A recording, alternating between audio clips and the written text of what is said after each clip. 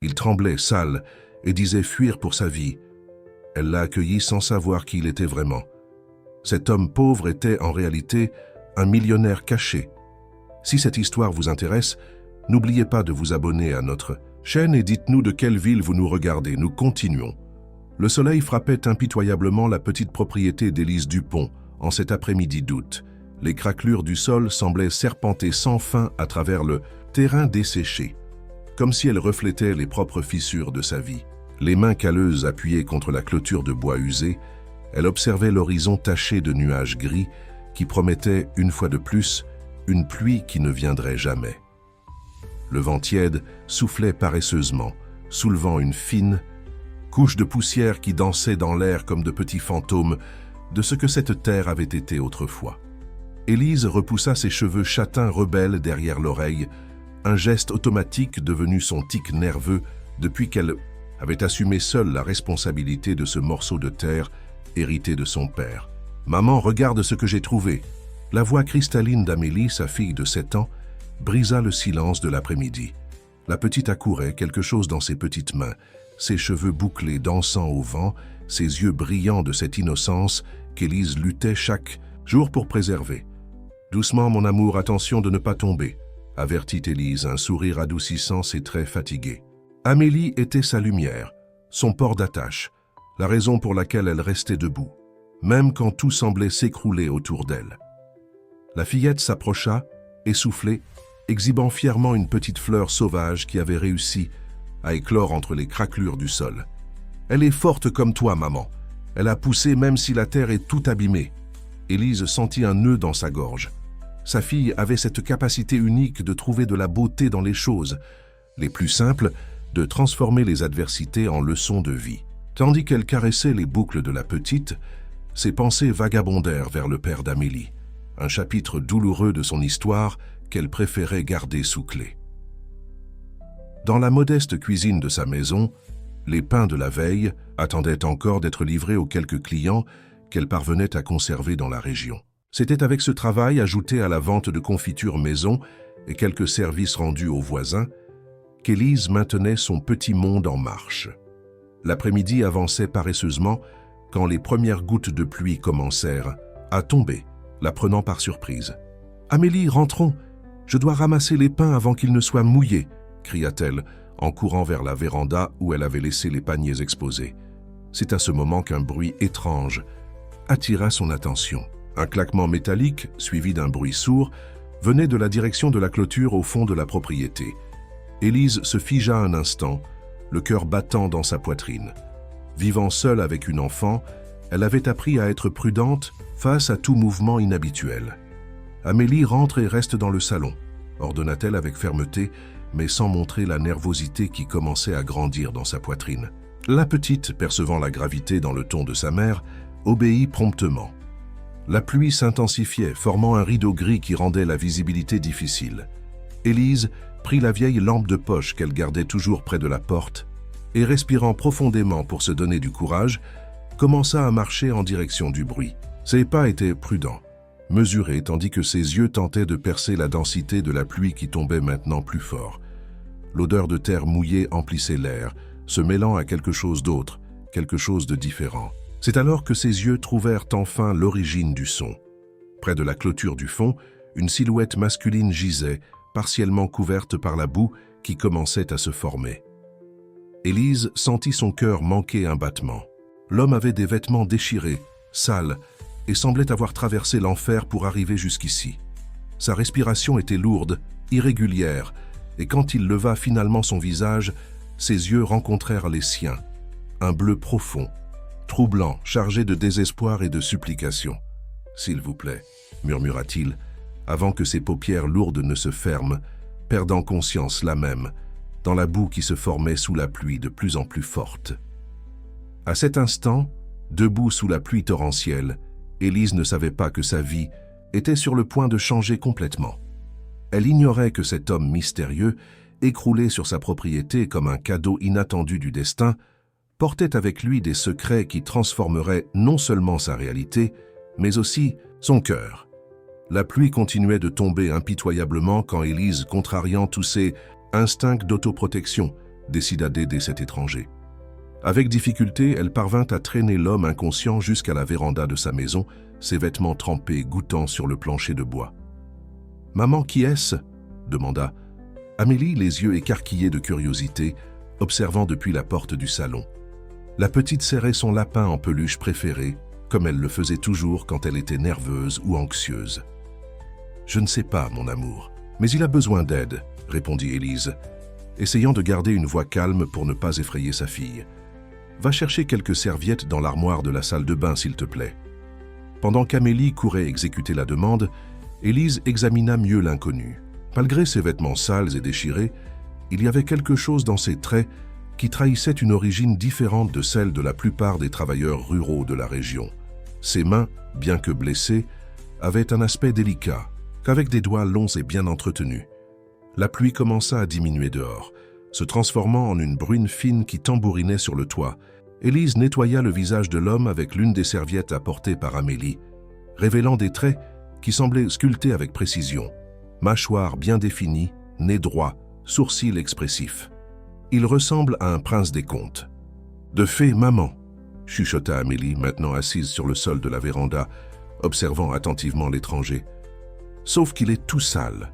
Élise ne put retenir un petit sourire face à l'observation innocente de sa fille. « Nous allons avoir besoin d'eau chaude et du kit de premier secours, » dit-elle, plus pour elle-même que pour Amélie. C'est alors qu'elle remarqua un mouvement subtil des paupières de l'homme. Lentement, les yeux bleus s'ouvrirent, désorientés d'abord, puis se focalisèrent sur le visage d'Élise. Pendant un moment, il n'y eut que le silence, rempli seulement par le son de la pluie qui tombait encore dehors. « Où suis-je » Sa voix sortit rauque, hésitante. « En sécurité » répondit Élise, maintenant une distance prudente. « Vous êtes évanoui près de ma clôture. Êtes-vous blessé » L'homme essaya de s'asseoir, grimaçant de douleur dans le processus. « Ce n'est rien de grave » murmura-t-il, passant la main dans ses cheveux noirs trempés. « Je m'appelle Gaël Mercier. » Quelque chose dans la façon dont il prononça son propre nom fit hésiter Élise. Des années à élever une fille seule avaient aiguisé son instinct pour détecter les mensonges, et il y avait quelque chose dans cette présentation qui ne s'en est pas complètement vrai. « Je suis Amélie. » La petite s'avança avant qu'Élise ne puisse répondre. « Et c'est ma maman, Élise. Tu es vraiment un prince. » L'homme parut surpris par la question, et pendant un bref instant, un sourire sincère illumina son visage fatigué. « Non, petite, je ne suis qu'un voyageur cherchant un endroit pour me reposer. »« D'où venez-vous » questionna Élise, sa voix ferme, faisant clairement comprendre qu'elle attendait des réponses. « Du Nord » répondit-il, après une brève hésitation. « Je cherche du travail, un endroit tranquille pour recommencer. Je peux payer pour l'hébergement, si vous pouvez m'accueillir quelques jours. » Élise croisa les bras, étudiant l'étranger d'un regard pénétrant. Il y avait bien plus dans cette histoire que ce qu'il racontait, c'était évident. Mais il y avait aussi quelque chose dans ses yeux, un mélange de désespoir et de sincérité qui l'intriguait. « Nous avons une chambre vacante dans la grange, » dit-elle finalement. « Ce n'est pas grand-chose, mais c'est propre et sec. Vous pouvez rester quelques jours à 2 conditions. Premièrement, vous aiderez aux travaux de la propriété pour payer votre séjour. Deuxièmement, au moindre signe de problème, vous partez immédiatement. Je suis seul avec ma fille ici, je ne peux pas me permettre de faire aveuglément confiance à des étrangers. » Gaël acquiesça solennellement. « Vous avez ma parole, et je vous remercie pour votre gentillesse. » Cette nuit-là, après avoir installé l'invité inattendu dans la grange et couché Amélie, Élise resta longtemps assise dans sa chaise à bascule sur la véranda, observant la lune qui brillait maintenant dans un ciel clair après la tempête. Son cœur était inquiet, partagé entre la compassion et la prudence. Elle était loin de se douter que cet homme mystérieux, avec ses yeux bleus et ses secrets bien gardés, serait le catalyseur d'un profond changement dans sa vie. Un changement qui commencerait à se dévoiler dès le lendemain matin, apportant avec lui des révélations qui mettraient à l'épreuve non seulement sa confiance, mais aussi sa capacité à croire à nouveau en l'amour. Les premiers rayons. Le soleil avait à peine touché l'horizon qu'Élise était déjà debout, suivant sa routine quotidienne. L'arôme du pain frais se répandait dans la cuisine, tandis qu'elle organisait les livraisons du jour. Ses pensées, cependant, restaient tournées vers l'hôte mystérieux qui dormait dans la grange. Le bruit de pas sur la véranda l'a surpris. Gaël se tenait à la porte de la cuisine, déjà vêtue des vêtements simples qu'elle avait sortis de l'ancienne commode de son père. Malgré la simplicité de la tenue, il y avait quelque chose dans sa posture qui contrastait complètement avec l'environnement rural. « Bonjour », salua-t-il, sa voix contrôlée et polie. « Puis-je vous aider en quelque chose ?» Élise l'observa un moment, remarquant comment, même avec des vêtements usés, il conservait une élégance naturelle. « Vous pouvez commencer par aider à réparer la clôture du poulailler. Elle a besoin de réparation depuis des semaines. » À sa surprise, Gaël ne montra aucune hésitation. Avec un hochement de tête, il se dirigea vers l'extérieur, s'arrêtant seulement pour prendre les outils qu'elle lui indiqua. Élise l'observait par la fenêtre tout en travaillant dans la cuisine, intriguée par la façon dont il examinait chaque tâche avant de l'exécuter, comme s'il étudiait un problème complexe. « Tonton, des silences !» La voix joyeuse d'Amélie résonna dans la cour. La petite, déjà prête pour l'école, courut vers Gaël, qui interrompit son travail pour lui sourire. « Tonton des silences ?» demanda-t-il, haussant un sourcil. « C'est que tu parles peu, mais tes yeux parlent beaucoup », répondit Amélie avec la sincérité typique des enfants. Comme dans les livres que maman me lit, où les princes ont des secrets gardés dans leur cœur. Élise, qui s'était approchée pour appeler sa fille pour le petit déjeuner, remarqua comme les paroles d'Amélie affectèrent Gaël. Pendant un bref instant, son masque de sérénité vacilla, révélant une vulnérabilité qu'il tentait de cacher. Pendant le petit déjeuner, servi sur la table simple de la cuisine, Amélie remplit l'ambiance de son bavardage habituel, racontant l'école et ses amis imaginaires. Gaël l'écoutait avec une attention sincère, posant occasionnellement des questions qui démontraient un véritable intérêt pour les histoires de la petite. « Avez-vous des enfants, Gaël ?» demanda Élise, observant l'interaction entre les deux. Une ombre passa sur le visage de l'homme. « Non », répondit-il simplement, mais il y avait quelque chose dans son ton qui suggérait une histoire non racontée derrière cette négation. Après avoir emmené Amélie à la petite école du village, Élise revint pour trouver Gaël, qui avait non seulement réparé la clôture du poulailler, mais aussi réorganisé tout le système d'irrigation du petit carré d'herbes aromatiques qu'elle entretenait près de la maison. « Où avez-vous appris à faire ça ?» se questionna-t-elle, sincèrement curieuse. « Disons que j'ai dû apprendre beaucoup de choses différentes dans la vie, » répondit-il, évitant son regard. « Parfois, les circonstances nous forcent à développer des compétences que nous n'aurions jamais imaginé avoir besoin. » Cette réponse énigmatique ne fit qu'accroître les soupçons d'Élise. Tandis qu'ils travaillaient côte à côte dans la cour, elle remarquait de petits détails qui ne cadraient pas. La manière dont il tenait les outils, comme s'il était plus habitué au stylo fin qu'aux pelles et aux houes, le vocabulaire raffiné qui lui échappait parfois au milieu des conversations décontractées, la façon dont ses yeux vérifiaient constamment l'horizon, comme s'il s'attendait à ce que quelque chose ou quelqu'un surgisse à tout moment. En presse, fin d'après-midi, quand les ombres commençaient à s'allonger sur le terrain, une voiture noire et imposante passa lentement sur le chemin de terre qui longeait la propriété.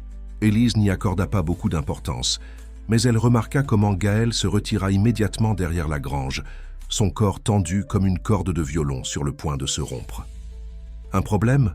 demanda-t-elle quand le véhicule eut finalement disparu au tournant de la route. « Aucun », répondit-il rapidement, mais ses mains tremblaient légèrement. « Je n'aime pas beaucoup les grosses voitures, elles m'apportent de mauvais souvenirs. » Ce soir-là, pendant qu'elle préparait le dîner, Élise entendit une mélodie douce venant de la grange. En s'approchant silencieusement, elle découvrit Gaël assis sur un vieux banc, jouant avec une habileté surprenante sur la guitare abandonnée qui avait appartenu à son père. La musique était trop complexe pour un simple travailleur rural, les notes s'entrelaçant dans une harmonie qui parlait d'éducation formelle et d'années de pratique. Il était si absorbé qu'il ne remarqua pas sa présence, et Élise put voir pour la première fois son expression complètement dévoilée, un mélange de mélancolie et de résignation qui la toucha profondément. C'est à ce moment qu'elle commença à comprendre qu'il y avait beaucoup plus chez cet homme qu'il ne laissait paraître. Chaque geste, chaque mot soigneusement choisi, chaque regard perdu à l'horizon racontait des morceaux d'une histoire qu'elle ne parvenait pas encore à comprendre totalement. Ce qui l'intriguait le plus, cependant, ce n'étaient pas les mystères qui l'entouraient, mais comment, malgré tous les secrets, ils semblaient s'intégrer si naturellement dans leur vie. Comme si cet endroit, cette simplicité, était exactement là où il devait être. Les jours passèrent, et avec eux, la présence de Gaël devint de plus en plus naturelle dans la routine de la petite propriété. Ses mains, auparavant visiblement peu familières avec le travail pénible, commençaient à développer des cales aux bons endroits. Mais c'étaient ses yeux qui avaient le plus changé. La panique initiale cédant la place à une sérénité qui semblait croître à chaque lever de soleil. Un matin particulièrement agité, tandis qu'Élise organisait les livraisons de pains et de confitures pour le village, une visite inattendue altéra l'atmosphère tranquille qu'ils avaient construite. Madame Solange, la commère officielle de la région, apparut sans prévenir, ses petits yeux avides scrutant chaque recoin de la cour. « Élise, ma chère », sa voix stridente trancha l'air du matin. « Je suis venu apporter quelques œufs frais et savoir comment vous vous débrouillez avec votre invité. » Le dernier mot fut prononcé avec une intonation qui rendait claire sa désapprobation. Élise sentit son estomac se nouer face à cette intrusion, mais elle maintint la contenance qu'elle avait appris à cultiver au fil des ans. « Tout va bien, Madame Solange. Gaël a été d'une grande aide sur la propriété. » La dame fit un sourire qui n'atteignit pas ses yeux. « Ah oui, j'imagine, mais vous savez, ma fille, les gens parlent. Une jeune femme seule, avec une enfant, hébergeant un homme mystérieux. Non pas que ça me regarde, bien sûr, mais on dit qu'il parle différemment, qu'il a des manières étranges pour un simple travailleur. » Avant qu'Élise ne puisse répondre, Amélie surgit en courant agitée. « Maman, maman, tonton Gaël a réparé ma poupée. Il lui a même fait une opération. » Madame Solange haussa les sourcils, intéressée. « Une opération? Et depuis quand un travailleur agricole sait faire une opération sur une poupée ?» C'est à ce moment que Gaël apparut, portant une boîte à outils. En voyant la visiteuse, sa posture changea subtilement, devint plus rigide, plus contrôlée. « Bonjour, madame » salua-t-il poliment, mais ses yeux révélaient de la prudence. La vieille dame l'examina de haut en bas, comme si elle tentait de déchiffrer une énigme particulièrement complexe. « Vous n'êtes pas d'ici, n'est-ce pas? Votre accent me rappelle quelqu'un que j'ai vu à la télévision l'autre jour. »« Je viens du Nord, » répondit automatiquement Gaël, mais Élise remarqua comme ses doigts serrèrent plus fort la poignée de la boîte à outils. « Excusez-moi, je dois terminer quelques réparations sur le toit. » Après que Madame Solange fut enfin partie, laissant dans l'air une traînée de soupçons et d'insinuations, Élise trouva Gaël assis sur la véranda arrière, son regard perdu dans la ligne d'horizon. « Vous n'avez pas besoin de me raconter quoi que ce soit, » dit-elle, s'asseyant à ses côtés. « Mais j'ai besoin de savoir si nous sommes en sécurité. Amélie est tout ce que j'ai dans la vie. » Gaël se tourna vers elle, et pour la première fois depuis son arrivée, Élise vit une vérité pure dans ses yeux. « Vous êtes en sécurité avec moi, je vous le promets. Ce dont je fuis, ce n'est pas ce que les gens peuvent imaginer. Parfois, nos pires ennemis sont ceux qui devraient nous protéger. » Cet après-midi-là, en observant Gaël apprendre à Amélie a planté des graines de tournesol dans le petit jardin, Élise sentit quelque chose changer en elle. Ce n'était pas seulement la façon dont il se consacrait à chaque tâche, ou comment sa présence avait rempli des espaces vides dont elle ignorait même l'existence. C'était quelque chose de plus profond, de plus effrayant. Le son distant d'un hélicoptère fit lever les yeux de Gaël vers le ciel, tendu. Amélie, absorbée dans sa tâche de jardinage, ne remarqua rien, mais Élise, oui. Elle vit la peur momentanée dans son regard, la façon dont ses mains tremblèrent légèrement avant de se contrôler. « Tonton Gaël » appela Amélie, ignorant la tension dans l'air. « Quand je serai grande, je veux être comme toi. »« Comme moi ?» demanda-t-il surpris. « Pourquoi ?»« Parce que tu répares les choses cassées. La clôture, le toit, ma poupée. Et tu as même fait sourire maman à nouveau. Elle ne souriait plus comme ça depuis que papa est parti. » Ces paroles innocentes d'Amélie frappèrent Élise et Gaël comme la foudre. Pendant un moment, personne ne parla. Le seul son était le vent doux agitant les feuilles des arbres et au loin l'hélicoptère qui s'éloignait peu à peu.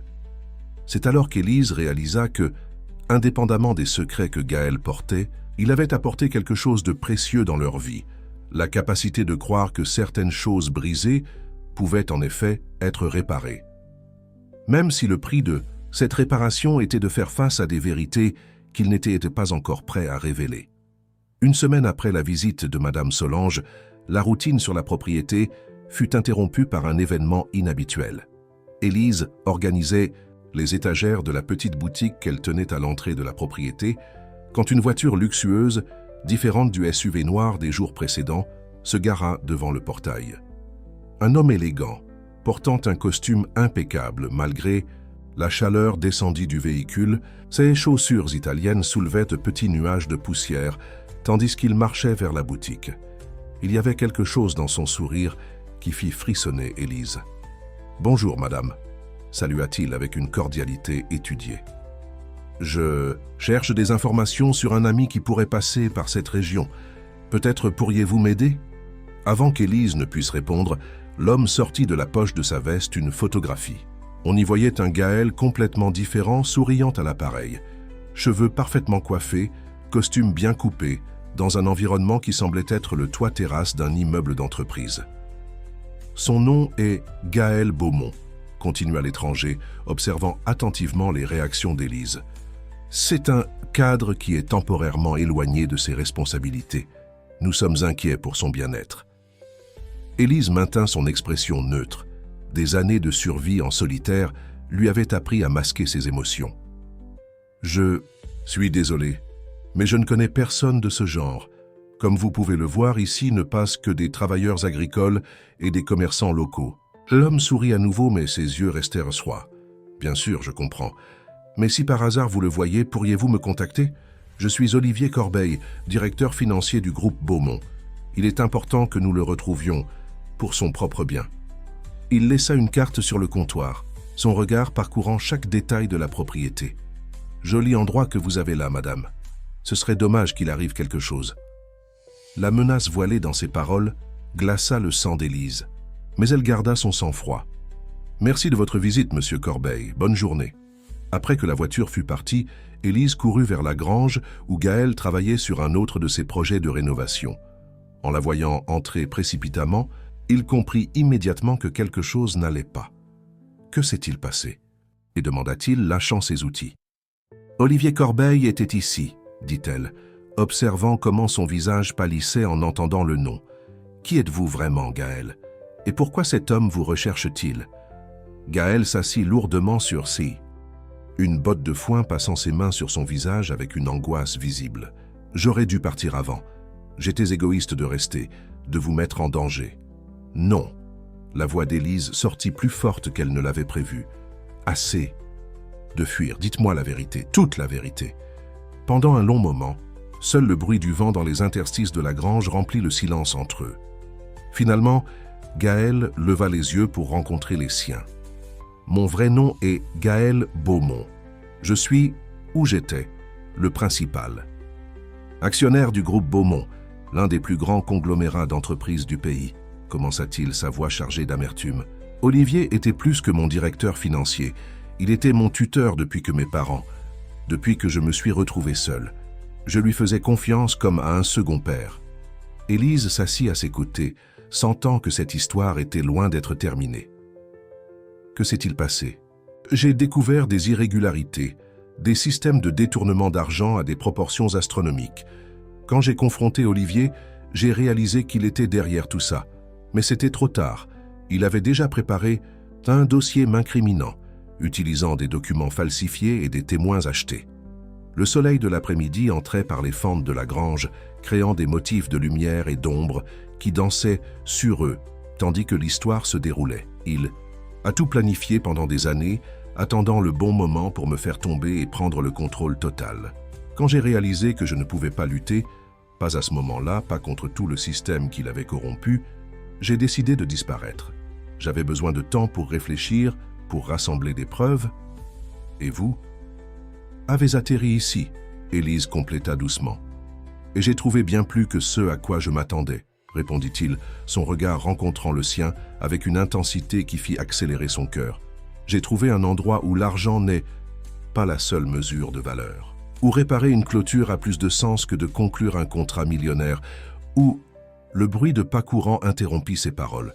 Amélie entra dans la grange comme une tornade, ses yeux brillants d'excitation. « Maman, maman, la maîtresse a dit que je pouvais emmener tonton Gaël à la fête de la science de l'école.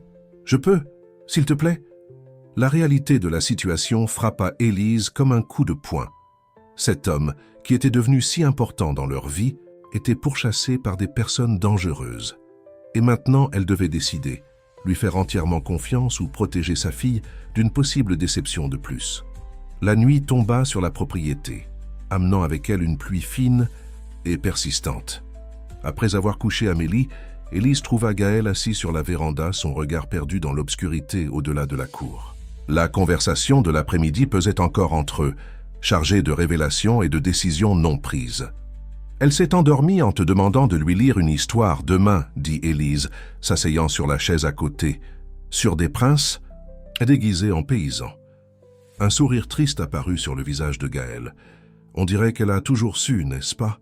Les enfants ont cette capacité de voir à travers les masques que nous portons. « Pourquoi n'avez-vous pas contacté la police ou la presse ?» demanda Élise, la question qui la tourmentait depuis l'après-midi. « Olivier a des connexions partout. J'ai déjà essayé une fois au début. Le journaliste qui enquêtait sur l'affaire a subi un accident mystérieux. Rien de grave, mais le message était clair, expliqua-t-il. Sa voix basse mais chargée de colère contenue. Je devais disparaître complètement, gagner du temps pour rassembler des preuves concrètes. » Un tonnerre lointain résonna dans le ciel, faisant légèrement trembler la véranda. Élise serra son châle plus étroitement autour de ses épaules, pas seulement à cause du froid. « J'ai un ami, » continua Gaël après un moment de silence. « Jules Dubois, un avocat qui a aussi été écarté du système pour avoir tenté d'exposer des irrégularités. Il travaille en coulisses, rassemblant des documents, connectant les points. Mais ça prend du temps et Olivier devient impatient. C'est pour ça que les voitures noires sont passées plus fréquemment, » conclut Élise, les pièces du puzzle s'assemblant enfin. « Oui. Et maintenant qu'il m'a trouvé, » Gaël laissa la phrase mourir dans l'air, mais le poids de ses implications plana entre eux comme la brume qui commençait à se former sur le champ. Soudain, un bruit venant de la chambre d'Amélie attira leur attention à tous deux. Ce n'était que la petite qui bougeait pendant son sommeil, mais ce moment de tension révéla quelque chose d'important. La peur qu'ils partageaient n'était plus seulement pour eux-mêmes. « Demain, c'est la fête de la science, » dit Élise, après un long silence. Amélie a passé toute la semaine à parler de comment tu l'as aidée avec son projet sur les plantes médicinales. Elle n'a jamais eu personne d'autre que moi pour être fière d'elle comme ça. Élise, comment ça? Gaël, sa voix chargée d'émotion. Je devrais partir. Vous ne méritez pas d'être entraîné dans ce cauchemar. Et cela nous ferait moins mal? Questionna-t-elle, se tournant pour le regarder en face. Tu fais déjà partie de nos vies, Gaël. Amélie, elle a déjà perdu un père une fois. Et moi?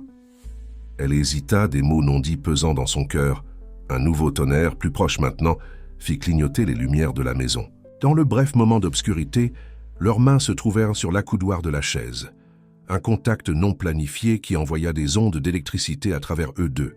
« Il y a un vieux hangar au fond de la propriété, » dit finalement Élise, sa voix ferme malgré le tremblement de ses mains. « Personne n'y va depuis des années. Nous pouvons le transformer en un bureau improvisé, un endroit où tu pourras travailler avec Jules sans attirer l'attention. » Gaël la regarda surpris. « Tu suggères ?»« Je suggère que nous luttions, » compléta-t-elle. « Pas seuls, mais ensemble. Tu m'as appris que certaines choses brisées peuvent être réparées, tu te souviens. Peut-être est-il temps de réparer plus que des clôtures et des toits. » La pluie augmenta dehors, mais ils la remarquaient à peine. Il y avait quelque chose de nouveau qui grandissait entre eux, quelque chose de plus fort que la peur et de plus profond que les secrets. C'était une promesse non verbalisée, un engagement scellé dans le silence de la nuit. « La fête commence à 9 heures, » dit Élise, se levant. « Amélie voudra que tu portes cette chemise bleue qui, selon elle, va bien avec tes yeux. » Quand elle se tourna pour entrer, Gaël retint doucement son poignet. « Merci, » dit-il simplement, mais ses yeux disaient beaucoup plus. Cette nuit-là, tandis que la tempête grondait dehors, deux cœurs blessés par le passé commencèrent à croire que peut-être, juste peut-être, le futur pourrait être différent. Et dans sa chambre, Amélie dormait tranquillement, rêvant de princes déguisés et de jardins magiques, ignorant le fait que sa propre histoire de conte de fées ne faisait que commencer. La fête de la science. De la petite école rurale était installée dans la cour couverte, décorée d'affiches colorées et de tables improvisées. Amélie, portant sa plus belle robe et avec ses boucles soigneusement arrangées par Élise, expliquait avec animation son projet sur les plantes médicinales aux visiteurs. À ses côtés, Gaël, avec la chemise bleue choisie par la petite, aidait à démontrer comment faire des pommades naturelles avec les herbes du jardin. Et celle-ci, Amélie pointait fièrement vers un petit pot contenant une plante aux feuilles délicates. Tonton Gaël m'a appris qu'on peut l'utiliser pour faire une tisane calmante. Il connaît toutes les plantes. Il a même aidé maman à faire de nouvelles recettes de confiture. Élise observait la scène de loin, son cœur partagé entre la fierté et l'inquiétude. Il était impossible de ne pas remarquer comment Gaël s'intégrait parfaitement là, comme si cela avait toujours été sa place. Même en portant des vêtements simples et en se mêlant aux autres parents et enseignants, il y avait une élégance naturelle dans ses gestes qui attiraient des regards curieux. « Votre mari est très dévoué », commenta l'institutrice d'Amélie, s'approchant d'Élise. « C'est rare de voir un beau-père si impliqué. » Avant qu'Élise ne puisse corriger le malentendu, un murmure se répandit dans la cour.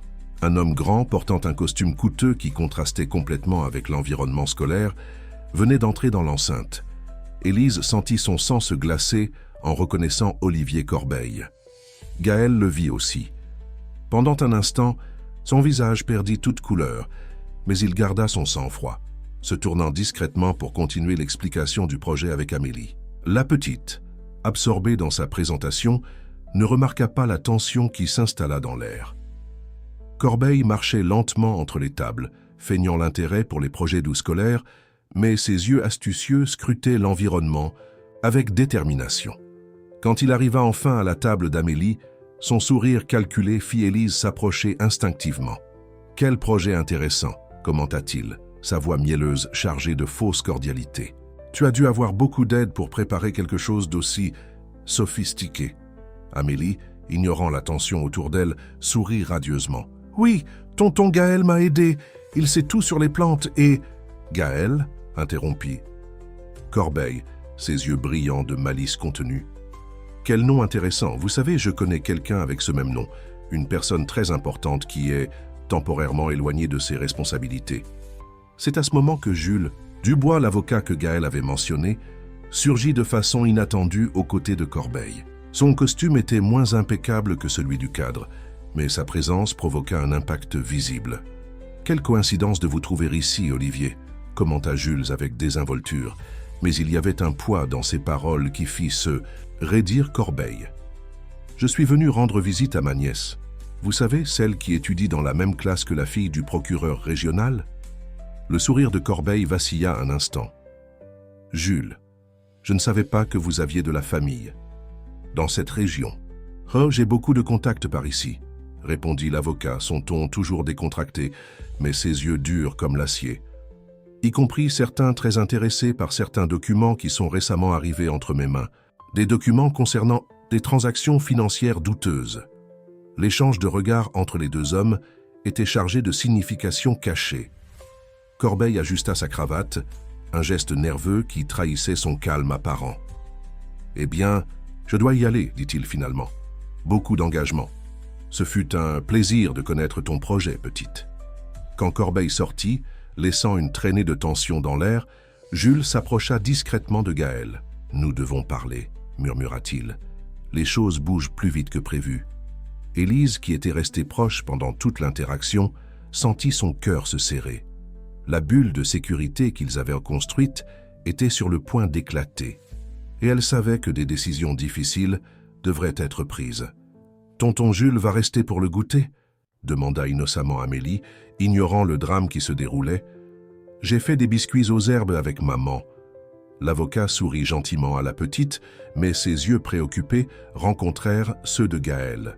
« Bien sûr, ma chérie, je ne manquerai tes biscuits pour rien au monde. » Tandis qu'Amélie retournait joyeusement à son projet, expliquant maintenant à d'autres visiteurs, les adultes échangèrent des regards chargés d'inquiétude. Le jeu avait changé, et les enjeux étaient plus élevés que jamais. Après la fête de la science, quand Amélie s'endormit enfin, serrant le certificat de participation qu'elle avait reçu, Élise, Gaël et Jules se réunirent dans le vieux hangar au fond de la propriété. L'endroit avait été transformé en un bureau improvisé, avec une table ancienne et quelques chaises usées par le temps. « Les documents que j'ai réussi à obtenir sont explosifs », commença Jules, étalant des papiers sur la table. « Registre de transfert bancaire, contrat surfacturé, société fantôme. Olivier a construit un véritable empire de corruption au sein du groupe Beaumont. » Gaël examina les documents avec attention, son expression se durcissant à chaque page tournée. Cela explique pourquoi il devient plus agressif. Il a dû découvrir que tu es proche de la vérité. Ce n'est pas seulement ça, continua Jules, baissant la voix d'un ton.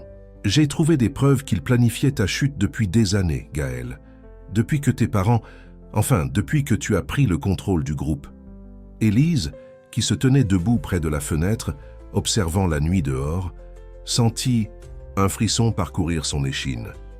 Il était ton tuteur, n'est-ce pas? La personne qui devait te protéger? L'ironie ne m'échappe pas, répondit amèrement Gaël. Il m'a tout appris sur le monde des affaires, sur comment faire confiance aux bonnes personnes. Pendant ce temps, il construisait méthodiquement ma destruction. Jules prit un autre ensemble de documents de sa mallette, mais il a commis des erreurs. Il était si confiant dans son plan qu'il a laissé des traces. Le problème est que nous devons agir vite. Après ce qui s'est passé aujourd'hui à la fête, il va accélérer ses mouvements. « Qu'est-ce que vous planifiez exactement ?» demanda Élise, s'approchant de la table. Sa voix tremblait légèrement, mais ses yeux montrèrent de la détermination. « Demain, il y a une réunion extraordinaire du conseil du groupe Beaumont, » expliqua Jules. Olivier compte utiliser cette réunion pour officialiser l'éloignement définitif de Gaël et prendre le contrôle total. Mais si nous parvenons à présenter ces preuves avant... Non, interrompit Gaël se levant brusquement. C'est trop risqué. Il a des gens partout. Si quelque chose tourne mal, c'est notre meilleure chance, insista Jules. J'ai des contacts. Ceux au parquet. Ils attendent juste le signal pour agir. Avec les preuves que nous avons rassemblées et ton témoignage... Un bruit venant de la maison interrompit la discussion. C'était juste le vent qui faisait claquer une fenêtre, mais ce fut suffisant pour rappeler à Élise quelque chose d'important. « Amélie a une présentation à l'école demain, » dit-elle doucement. Elle répète depuis des semaines. « Tu as promis d'être là, Gaël. » Le silence qui suivit fut pesant. Gaël regarda les documents éparpillés sur la table, puis la photo d'Amélie qu'Élise avait accrochée au mur du hangar. La petite souriait, tenant l'une des plantes de son projet. « C'est peut-être ça, » dit Jules d'un air pensif. « Olivier ne s'attendrait jamais à ce que tu apparaisses dans un lieu aussi public. Il doit imaginer que tu vas te cacher, essayer d'agir dans l'ombre. Mais si j'apparais à la réunion du conseil, Gaël commença à comprendre le plan. Exactement. Pendant que tous les regards seront sur toi, mes contacts au parquet pourront agir. Les documents sont déjà préparés. Ils attendent juste le bon moment. » Élise s'approcha de Gaël, touchant doucement son bras. « Tu as toujours dit que certaines choses brisées peuvent être réparées. Peut-être est-il temps de réparer ton propre passé. » Le regard qu'ils échangèrent était chargé de significations non dites. Il y avait de la peur, mais aussi de la confiance, de la détermination et quelque chose de plus profond qu'aucun des deux n'était prêt à nommer. « La présentation d'Amélie est à 9 heures. » dit finalement Gaël. « La réunion du conseil est à 11 heures. Il y a le temps. » Jules commença à organiser les documents, un petit sourire apparaissant sur son visage fatigué. « Je vais tout préparer. Demain, Olivier Corbeil va apprendre que certaines trahisons ont un prix élevé. » Quand Jules partit, Gaël et Élise restèrent dans le hangar, le silence entre eux seulement rempli par le son du vent dans les arbres. Dehors, le lendemain apporterait des changements, des risques, des pertes possibles, mais il apportait aussi la promesse de justice, de nouveaux départs. « Je vais préparer un café, » dit finalement Élise. « Quelque chose me dit que ce sera une longue nuit de préparation. »« Élise, » appela Gaël quand elle était à la porte. « Merci pour tout. » Elle sourit, ce sourire qui était devenu sa lumière ces derniers temps. « Promets-moi juste que tu reviendras. »« Amélie, nous sommes déjà habitués à t'avoir ici. » Les mots non dits flottèrent dans l'air entre eux, plus éloquents que n'importe quelle déclaration. Demain serait un jour décisif, Mais à ce moment-là, dans ce petit hangar transformé en quartier général, il y avait de l'espoir. Le matin se leva chargé d'attente. Élise se réveilla avant le soleil, ses mains tremblant légèrement pendant qu'elle préparait le café. La maison était silencieuse, à l'exception du bruit occasionnel de pas à l'étage, Amélie se préparant pour sa présentation, fredonnant insouciamment. Gaël apparut dans la cuisine, déjà vêtu d'un costume que Jules avait apporté la veille. Le vêtement élégant semblait éveiller en lui une ancienne posture, comme si le poids de ses responsabilités revenait se poser sur ses épaules. Cependant, il y avait quelque chose de différent dans ses yeux, une détermination qui n'était pas née des bureaux d'entreprise, mais des jours passés sur cette terre simple. « Tu ressembles vraiment à un prince maintenant », s'exclama Amélie, en le voyant, descendant les escaliers dans sa robe de présentation.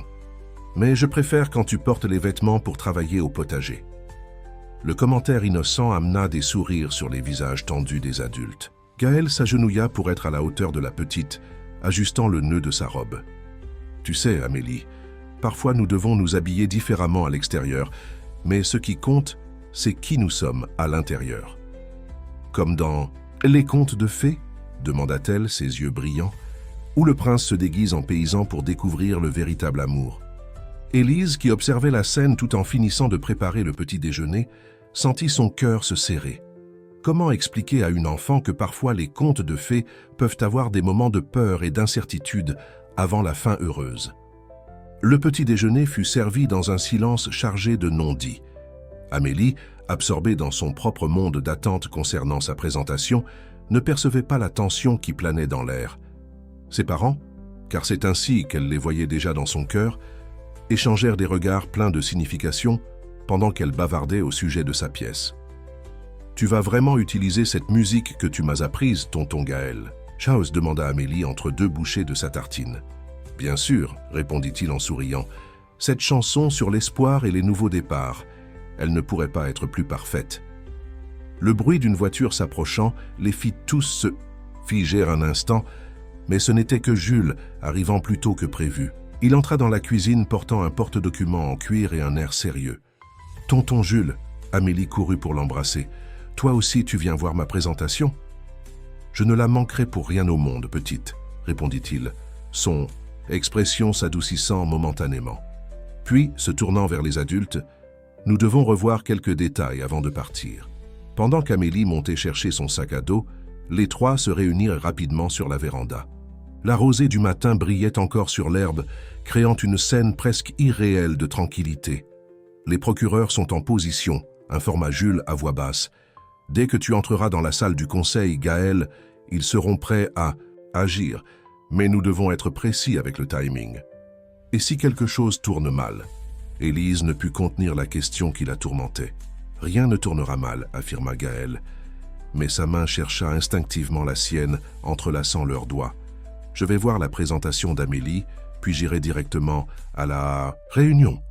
Olivier ne s'attend pas à ce que j'apparaisse, encore moins que j'ai rassemblé des preuves contre lui.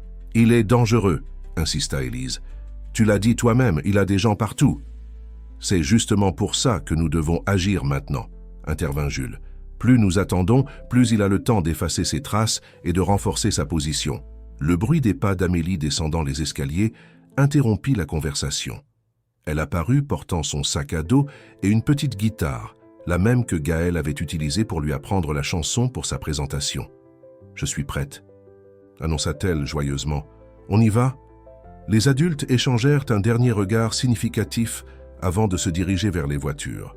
Jules suivrait dans son propre véhicule, prêt à assurer la couverture si nécessaire. Élise, Gaël et Amélie iraient ensemble, comme la famille qu'ils étaient devenus. Durant le trajet jusqu'à l'école, Amélie fredonnait sa chanson, ignorant la tension qui remplissait la voiture. Gaël conduisait en silence, ses yeux rencontrant occasionnellement ceux d'Élise dans le rétroviseur. Il y avait tant à dire, tant à promettre, mais le temps semblait s'écouler comme du sable entre les doigts. Lorsqu'ils arrivèrent à l'école, la cour était déjà pleine de parents et d'élèves excités pour l'événement. Mais ce fut une voiture noire, stationnée discrètement de l'autre côté de la rue, qui attira l'attention de Gaël. « Il nous observe déjà », murmura-t-il à Jules, qui venait de les rejoindre. « Laisse-le observer », répondit l'avocat sur le même ton. Plus il sera confiant, plus grande sera sa surprise. Amélie, tenant les mains de Gaël et d'Élise, les tirait vers l'entrée de l'école, son énergie contagieuse éloignant momentanément les ombres qui planaient sur eux. À cet instant, ils étaient juste une famille en route pour une présentation scolaire. Mais les rouages du destin étaient déjà en mouvement, et les prochaines heures changeraient leur vie pour toujours. L'auditorium de l'école était décoré de fleurs en papier et de banderoles colorées faites par les élèves eux-mêmes. Amélie, assise parmi ses camarades au premier rang, ne cessait de se retourner, cherchant Gaël et Élise dans le public. Ils avaient choisi des places stratégiques, suffisamment proches pour que la petite les voie, mais avec un accès facile à la sortie. La présentation commença avec les plus jeunes enfants récitant des poèmes sur la nature. Gaël consultait discrètement sa montre toutes les quelques minutes. Il restait un peu plus d'1 heure avant la réunion du conseil. Jules, assis quelques rangées derrière, gardait les yeux fixés sur l'entrée de l'auditorium, surveillant tout mouvement suspect. Finalement, ce fut le tour d'Amélie. Elle monta sur scène portant sa petite guitare, ajusta le micro avec un sérieux adorable et commença à pincer les cordes de l'instrument.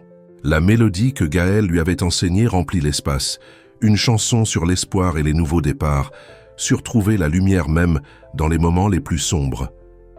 Quand le soleil se cache derrière les nuages gris, chanta-t-elle, de sa voix cristalline, il existe encore de la lumière en nous. Élise sentit des larmes se former dans ses yeux. Les paroles, que Gaël avait adaptées spécialement pour Amélie, semblaient parler directement de leur propre histoire, de perte, de recommencement et de la force d'aller de l'avant. C'est alors qu'un mouvement à l'entrée de l'auditorium attira son attention. Olivier Corbeil venait d'entrer, accompagné de 2 hommes en costume. Ses yeux balayèrent l'assistance jusqu'à trouver Gaël, et un sourire froid se forma sur ses lèvres. « Il ne fera rien ici », chuchota Jules, s'approchant discrètement. « Il y a trop de témoins. » Mais Gaël n'en était pas si sûr. Il connaissait trop bien son ancien mentor pour le sous-estimer. Sur scène, Amélie continuait sa présentation, sa voix douce contrastant avec la tension croissante dans l'air. « Dans les nuits les plus sombres, quand la peur nous entoure, chantait-elle, il suffit d'un petit rayon d'espoir. » C'est à ce moment qu'Olivier commença à se déplacer le long du côté de l'auditorium, s'approchant de la scène. Gaël sentit son cœur s'accélérer. Il n'était pas là pour le confronter, il était là pour Amélie. Sans réfléchir, à 2 fois, il se leva et commença à se déplacer dans la même direction, parallèlement à Olivier. Élise, percevant le danger, sentit son sang se glacer. Sur scène, Amélie était complètement absorbée par sa musique, ignorant le drame qui se déroulait. Pour retrouver le chemin vers la maison, la voix de la petite résonnait dans l'auditorium. « Parfois, nous devons d'abord nous perdre. » Gaël atteignit le côté de la scène en premier, se positionnant de manière à se trouver entre Olivier et Amélie. Leurs regards se croisèrent, des années de confiance trahies et d'amertume condensées en un seul moment. « Elle n'a rien à voir avec tout ça, dit Gaël à voix basse mais ferme. « Au contraire, répondit Olivier, son sourire n'atteignant pas ses yeux. Elle a tout à voir. Tu as trouvé une nouvelle famille, n'est-ce pas? Pendant que tu fuyais tes responsabilités, tu t'es construit un petit conte de fées. » Sur scène, Amélie arrivait à la fin de sa chanson, car l'amour véritable trouve toujours son chemin. C'est alors que Jules apparut aux côtés d'Olivier, son téléphone à la main. « Je viens de recevoir un message intéressant du parquet, » dit-il calmement. « Il semble que des documents très révélateurs sur vos activités financières viennent d'arriver entre leurs mains. » L'expression d'Olivier changea imperceptiblement. Ses yeux se rétrécirent, calculant rapidement ses options. « La réunion du conseil commence dans 40 minutes, » continua Jules. « J'imagine que vous avez beaucoup à expliquer avant qu'elle ne commence. » Les applaudissements explosèrent. Dans l'auditorium, Amélie avait terminé sa présentation. Elle fit une petite révérence, ses yeux cherchant immédiatement Gaël et Élise dans le public. En les voyant près de la scène, son visage s'illumina d'un sourire radieux. « Ce n'est pas fini, » murmura Olivier, reculant vers la sortie. « Tu n'as aucune idée de ce que j'ai mis en mouvement. »« Non, » répondit Gaël, observant Amélie descendre de la scène, courant dans sa direction. « C'est toi qui n'as aucune idée de ce que j'ai trouvé ici, et pourquoi je suis prêt à me battre. » Élise les rejoignit à ce moment-là, enveloppant Amélie dans une étreinte protectrice. La petite, sentant la tension dans l'air, regarda confusément les adultes. « J'ai tout fait comme il faut, » dit-elle, sa voix soudain incertaine. « Tu as aimé tonton Gaël ?»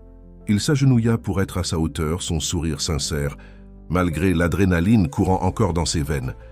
C'était parfait, princesse, exactement comme on l'avait répété.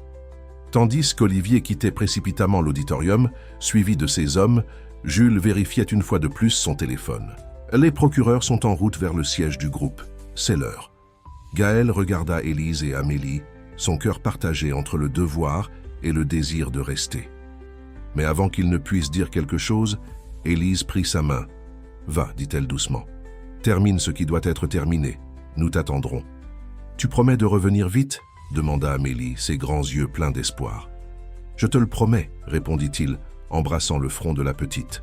Après tout, toute histoire a besoin d'une fin heureuse, n'est-ce pas?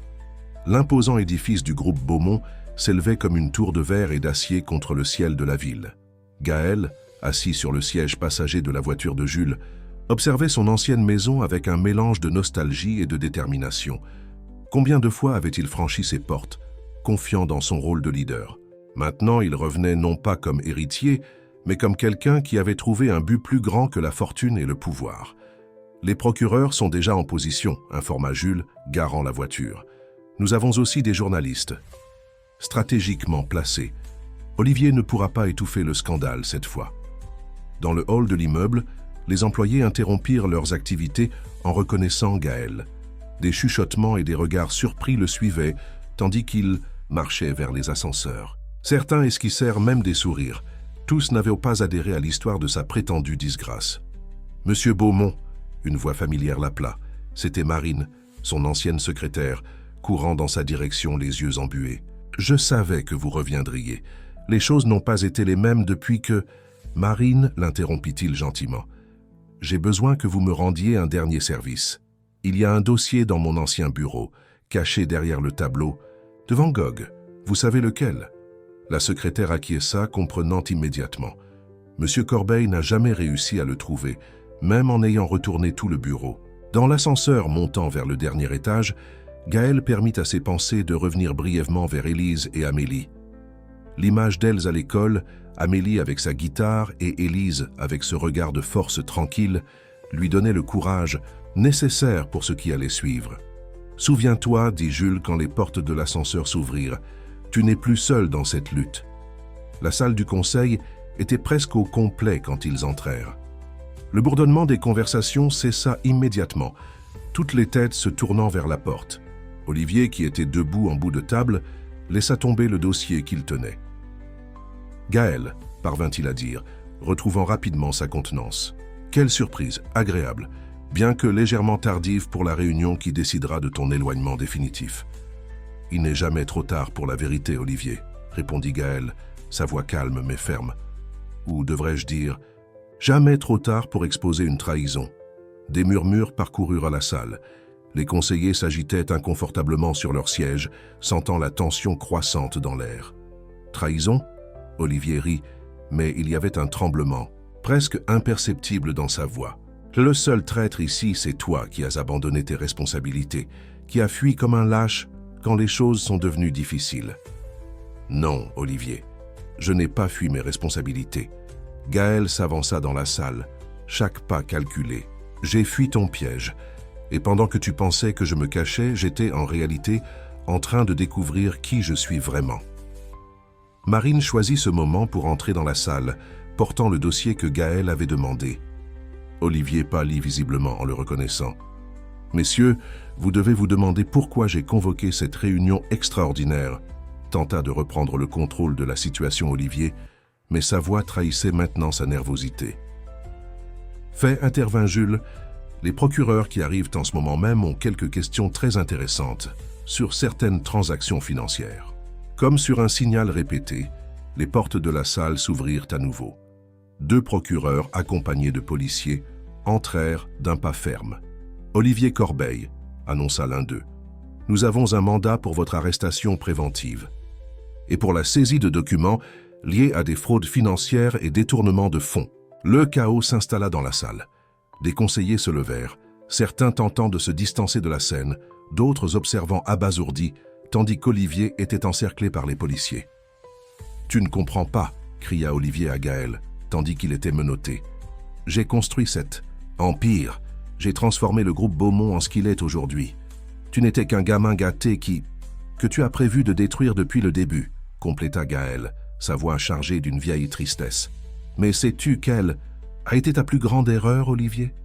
Ce n'était pas de sous-estimer mon intelligence ou ma détermination, c'était de ne pas comprendre que certaines choses sont plus importantes que l'argent et le pouvoir. » À ce moment, son téléphone vibra avec un message d'Élise.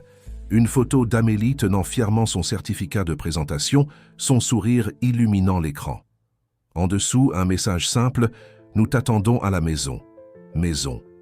Un mot qui, il y a quelques mois, avait une signification complètement différente pour lui. Maintenant, il ne représentait plus des couloirs de marbre ou des salles de réunion, mais une véranda simple où le petit déjeuner était servi avec amour, une grange transformée en lieu de confidence et le son des rires d'une enfant résonnant dans les champs. Les heures qui suivirent l'arrestation d'Olivier furent un tourbillon de dépositions, de documents et de déclarations à la presse. Le soleil se couchait déjà quand Gaël put enfin quitter l'immeuble du groupe Beaumont, épuisé mais en paix. Jules était resté en arrière, coordonnant les derniers détails juridiques avec les procureurs. « Tu es sûr de cela ?» son avocat avait demandé avant qu'ils ne se séparent, se référant à la décision que Gaël venait d'annoncer au conseil. « Absolument », avait-il répondu, un sourire serein sur son visage. « Le groupe Beaumont a besoin d'une nouvelle direction. Quelqu'un qui ne porte pas le poids du passé. Je garderai mes actions, mais comme investisseur silencieux. Ma place n'est plus ici. » Le trajet de retour vers la petite propriété d'Élise n'avait jamais semblé si long. Chaque kilomètre qui laissait la ville derrière était comme enlever un poids de ses épaules. Les lumières des gratte-ciel cédaient la place à l'éclat des étoiles, le bruit de la circulation étant remplacé par le silence accueillant de la campagne. Quand il aperçut enfin la maison, son cœur s'accéléra en voyant les lumières allumées et une petite silhouette sautillante sur la véranda. Amélie, portant encore sa robe de présentation, sautait et agitait frénétiquement les bras. « Il est revenu, maman. Le prince est revenu. » Sa voix joyeuse coupait la nuit tandis que Gaël garait la voiture. Élise apparut à la porte, ses yeux brillants de larmes contenues. Elle avait suivi les événements par les informations, mais voir Gaël là, sain et sauf, était différent de n'importe quelle nouvelle. « Tu as réussi ?» demanda-t-elle quand il monta les marches de la véranda. En réponse, Gaël sortit de la poche de sa veste un petit objet, la clé de son bureau au groupe Beaumont. « J'ai réussi bien plus que ça, » dit-il, remettant la clé à Amélie. « J'ai réussi à trouver mon véritable foyer. Alors tu vas rester ?» demanda la petite, ses grands yeux pleins d'espoir. « Si ta mère le permet, » répondit-il, se tournant vers Élise. « Pas comme Gaël Beaumont, l'héritier d'un empire, mais comme Gaël, l'homme qui a appris la véritable valeur des choses simples. » Élise fit un pas en avant, ses mains trouvant les siennes. « Et que feras-tu maintenant ? » « D'abord, je vais aider à transformer ce champ improductif en quelque chose de spécial. J'ai quelques connaissances en agriculture durable qui pourraient être utiles, » sourit-il. « Ensuite, j'ai pensé à étendre la production de confitures.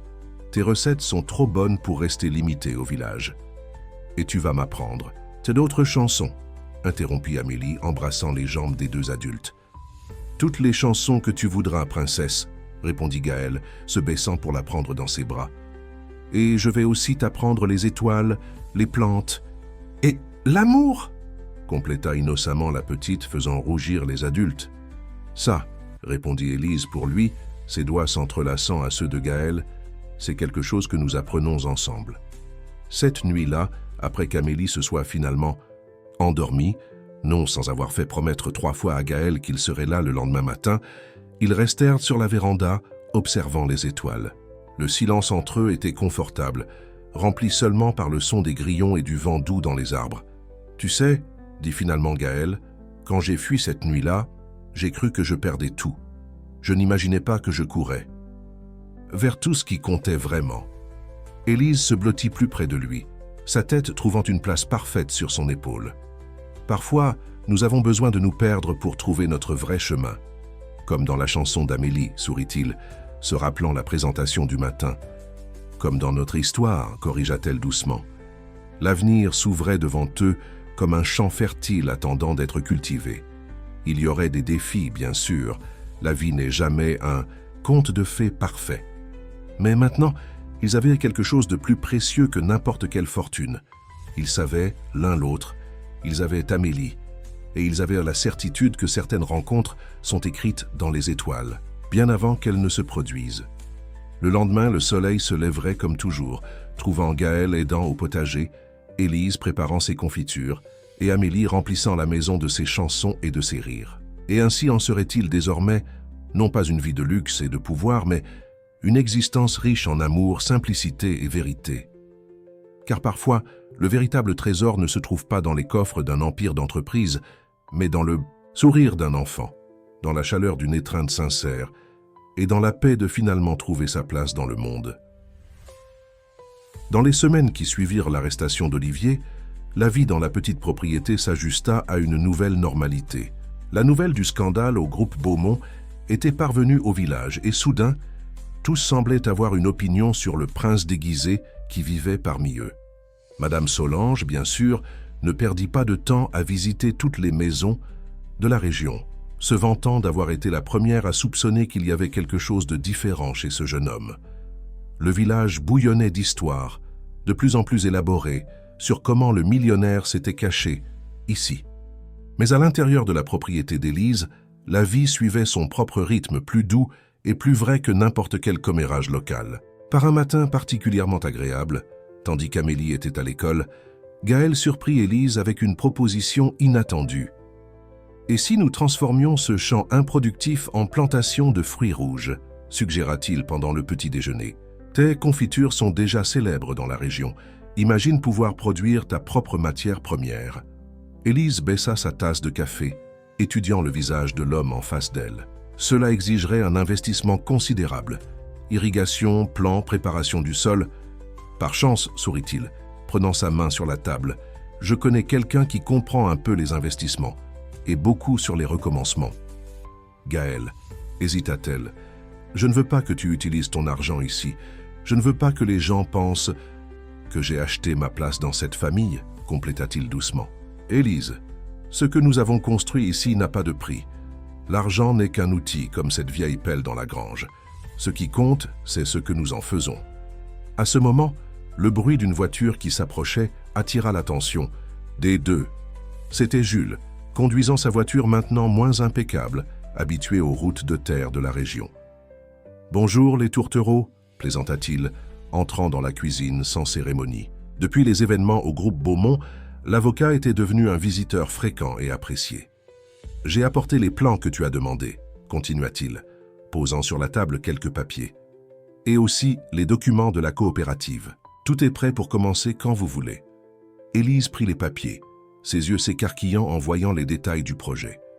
Ce n'était pas seulement une plantation de fruits, c'était un plan complet de revitalisation agricole, incluant un système de coopérative qui bénéficierait à d'autres petits producteurs de la région. « C'est impressionnant », murmura-t-elle, feuilletant les pages. « Mais comment allons-nous gérer quelque chose d'aussi grand ?»« Ensemble », répondit simplement Gaël, « comme nous l'avons fait jusqu'à présent. » Jules observait la scène avec un sourire entendu. « Tu sais, Élise, quand j'ai trouvé Gaël cette première fois, caché et planifiant sa vengeance contre Olivier, je n'aurais jamais imaginé le voir ainsi, discutant de plantation de fruits et de système d'irrigation. »« Les gens changent, » répondit-elle, son regard rencontrant celui de Gaël avec tendresse. « Non, » corrigea Jules, « les gens trouvent leur véritable moi. Et parfois, ils ont besoin d'un petit coup de pouce du destin ou d'une clôture cassée pour que cela arrive. » Le reste de la matinée fut consacré à planifier les détails du projet. Gaël et Jules discutaient des aspects techniques et juridiques, tandis qu'Élise ajoutait sa connaissance pratique de la terre et du climat de la région. C'était une danse harmonieuse de différentes expertises, chacun contribuant avec sa part pour former quelque chose de plus grand. « Maman, tonton Gaël ?» La voix d'Amélie résonna depuis la véranda. Elle était revenue de l'école plus tôt, portant quelque chose dans ses mains. « Regarde ce que la maîtresse m'a donné. » C'était un livre de contes de fées, mais pas n'importe. Lequel? Celui-ci avait été adapté avec des histoires modernes. incluant une qui parlait d'un homme d'affaires qui découvrait la véritable valeur de la vie en se perdant à la campagne. Là, la maîtresse a dit qu'elle s'est inspirée de notre histoire, expliqua Amélie avec enthousiasme. Elle veut qu'on la présente à la fête culturelle du mois prochain. On peut ? Les adultes échangèrent des regards amusés. Leur histoire, qui avait commencé avec tant de mystère et d'appréhension, s'était transformée en un conte inspirant pour la communauté. « Bien sûr, princesse », répondit Gaëlle, la prenant dans ses bras. « Mais tu sais quelle est la meilleure partie de notre histoire ?»« Laquelle ?» demanda-t-elle, ses yeux brillants de curiosité. « Qu'elle ne fait que commencer, » dit-il, tendant la main à Élise pour qu'elle se joigne à l'étreinte. Jules observait. La scène, les yeux embués, sortant discrètement son téléphone de sa poche pour immortaliser le moment. Voilà la preuve vivante que parfois les plus grandes fortunes ne sont pas faites d'argent, mais de moments comme celui-ci, simples, vrais et remplis d'amour. Et tandis que le soleil de l'après-midi dorait les champs alentours, projetant des ombres allongées sur la cour, la petite famille restait unie sur la véranda, planifiant non seulement une plantation de fruits, mais tout un avenir de possibilités. Un avenir qui avait commencé avec une clôture cassée et un cœur perdu, cherchant sa direction. Le projet de plantation de fruits avançait rapidement, transformant l'ancien champ improductif en un véritable jardin d'Éden. Les premiers plants commencèrent déjà à montrer des signes de vie, de petites pousses vertes qui promettaient un avenir abondant. Mais ce n'était pas seulement la terre qui fleurissait. La nouvelle de la coopérative avait éveillé l'espoir dans toute la région. Par un après-midi de samedi, tandis que Gaëlle expliquait à un groupe d'agriculteurs locaux des techniques modernes de culture, Élise observait depuis la véranda, émerveillée par la transformation qui s'était produite dans leur vie. L'homme arrivé désorienté et effrayé à sa clôture irradiait maintenant d'une confiance sereine, née non du pouvoir corporatif, mais d'un véritable but. « Il est différent maintenant, n'est-ce pas ?» commenta Jules, la rejoignant sur la véranda. L'avocat était devenu une présence constante dans la propriété, plus comme un ami de la famille qu'un conseiller juridique. « Nous le sommes tous », répondit Élise, souriant en voyant Amélie courir entre les plants, son petit carnet de notes à la main, enregistrant la croissance des plantes comme une petite scientifique. « Maman !» cria la petite courant vers elle. « Regarde ce que j'ai découvert. Les framboises qu'on a plantées la semaine dernière ont déjà des bourgeons. Et tonton Gaël a dit que, quand elles pousseront, on fera de la confiture spéciale pour notre mariage. » Élise s'étrangla avec son café tandis que Jules tentait de dissimuler un rire. « Mariage ?» parvint-elle à demander. « Oups !» Amélie couvrit sa bouche de ses mains. « C'était une surprise. Tonton Gaël va me gronder maintenant. » Dans le champ, Gaël avait remarqué l'agitation sur la véranda et s'approchait, curieux. En voyant les expressions des adultes et le visage coupable d'Amélie, il ne fut pas difficile de deviner ce qui s'était passé. « Je crois que quelqu'un a révélé mon secret, » dit-il, feignant la sévérité, mais ses yeux brillaient d'amusement. « Pardon, tonton Gaël, » murmura Amélie. « Mais c'est que je suis tellement heureuse. Je vais avoir une vraie famille, comme dans les histoires. » Jules prit discrètement Amélie par la main. « Viens, petite, allons voir si nous trouvons d'autres bourgeons à enregistrer dans ton carnet. » Quand ils furent seuls sur la véranda, Gaël s'approcha d'Élise, prenant ses mains dans les siennes. « Ce n'est pas comme ça que je prévoyais de faire ma demande, » admit-il. « J'avais tout un moment spécial préparé, avec le coucher de soleil, et... Depuis que tu es arrivé ici, » l'interrompit Élise, les yeux embués, « rien ne s'est passé. Comme prévu. Et tu sais quoi? C'est exactement pour ça que ça a si bien marché. » Le sourire qui illumina le visage de Gaël aurait pu éclipser le soleil lui-même. Avec délicatesse, il sortit de sa poche une petite boîte en velours. À l'intérieur, une bague simple mais élégante, avec une petite pierre bleue qui rappelait la couleur de ses yeux. « Ce n'est pas une bague à des millions d'euros, » dit-il doucement, « parce que j'ai appris que les choses les plus précieuses de la vie ne peuvent pas être achetées. »« Elle est parfaite, » chuchota Élise, le laissant glisser l'anneau à son doigt. Du champ, ils entendirent la voix animée d'Amélie. « Elle a dit oui, je peux le dire à tout le monde à l'école. » Les adultes rirent, et Gaël fit un geste appelant la petite. Elle courut vers eux, Jules juste derrière, et tous les quatre s'embrassèrent, une famille que le destin avait tissée avec des fils, improbables d'amour et de rédemption. « Tu sais ce que ça signifie » demanda Amélie, ses yeux brillants d'excitation. « Que maintenant tonton Gaël va être mon vrai papa et on peut planter plus de framboises et faire plus de confitures et construire beaucoup d'histoires ensemble, compléta Gaël, embrassant le dessus de la tête de la petite. Jules se racla la gorge, dissimulant son émotion. « Eh bien, je pense que cela mérite une célébration. Que diriez-vous d'un barbecue dimanche? Nous pourrions inviter les gens de la coopérative, faire quelque chose de simple. »« Simple et parfait, » répondit Élise, serrant la main de Gaël. « C'est exactement comme ça que nous voulons notre vie. Ce soir-là, après qu'Amélie se soit finalement endormie, non sans avoir fait des plans élaborés pour le mariage, incluant une couronne de fleurs sauvages qu'elle voulait faire elle-même, Gaël et Élise restèrent sur la véranda, leur lieu préféré pour les conversations importantes. « Tu es sûr, demanda-t-elle doucement, de troquer ta vie de luxe contre ça ?» Son geste englobait la propriété simple, le champ en développement, la vie rurale. « Élise, répondit-il, l'attirant plus près. Quand je suis arrivé ici, je fuyais.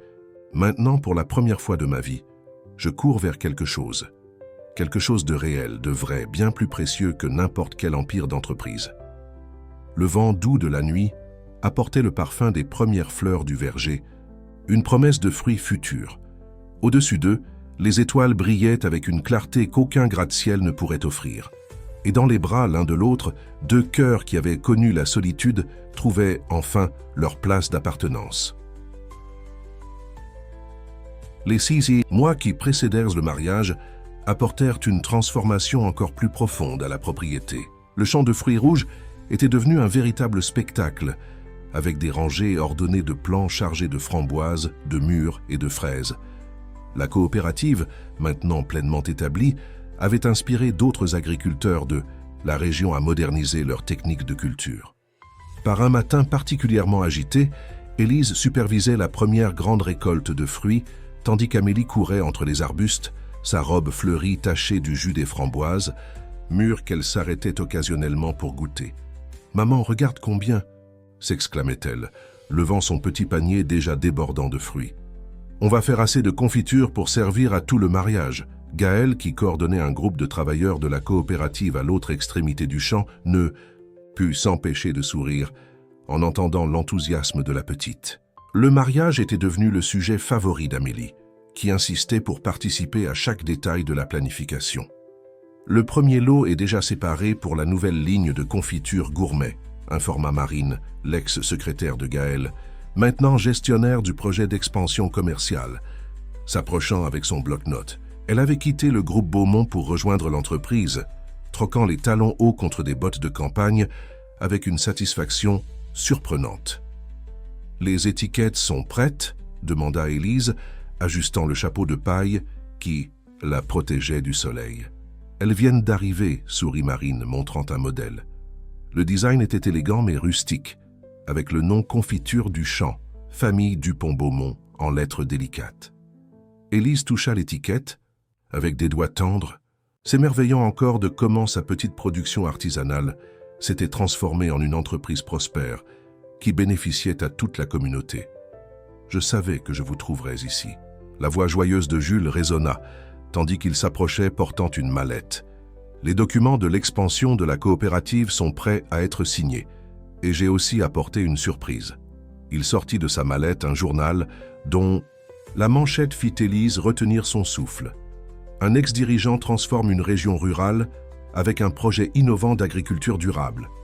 La photo montrait Gaël au milieu des champs de fruits, Amélie sur ses épaules, tous deux souriant à l'appareil. « La presse ne cesse d'appeler », commenta Jules. « Ils veulent faire un reportage spécial sur comment le prince de l'agrobusiness a trouvé sa véritable vocation dans les champs. »« Prince de l'agrobusiness ?» rit Gaël, rejoignant le groupe après avoir terminé ses instructions aux travailleurs. « Je crois que je préfère le tonton des silences d'Amélie. »« Papa des silences maintenant », corrigea la petite, courant pour embrasser ses jambes.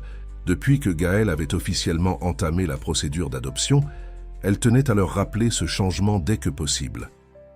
Le bruit de nouvelles voitures s'approchant attira l'attention du groupe. C'était l'équipe de décoration, arrivant pour une autre réunion sur les préparatifs du mariage. Élise avait insisté pour quelque chose de simple, mais la nouvelle de l'union entre l'ex-héritier du groupe Beaumont et la productrice rurale s'était répandue, attirant plus d'attention qu'il ne l'aurait souhaité. « Ne t'inquiète pas », chuchota Gaël à Élise, remarquant son expression préoccupée. « Peu importe ce qu'ils veulent faire, notre mariage sera exactement comme nous l'avons prévu. » Et c'était vrai. Malgré toutes les suggestions de fêtes grandioses dans des hôtels de luxe, ils avaient maintenu leur décision. La cérémonie aurait lieu ici même, dans le champ de fruits, avec des invités assis sur des bottes de foin décorées de fleurs sauvages, et la réception serait un grand déjeuner communautaire, où les confitures d'Élise auraient une place d'honneur. « Maman !» appela Amélie, tirant sur le bas de la robe d'Élise. « Je peux montrer à la décoratrice la couronne de fleurs que j'ai faite, et je veux aussi montrer où on va mettre les lumières, comme celle de Noël. »« Bien sûr, mon amour, » sourit Élise, observant sa fille courir vers les nouveaux arrivants, son enthousiasme contagieux faisant sourire tout le monde. « Elle est radieuse, » commenta Jules. « Je n'ai jamais vu une enfant aussi heureuse pour un mariage. »« Ce n'est pas seulement le mariage, » répondit Gaël, ses yeux suivant la petite avec amour. « C'est la famille qui est enfin complète. » Marine essuya discrètement une larme.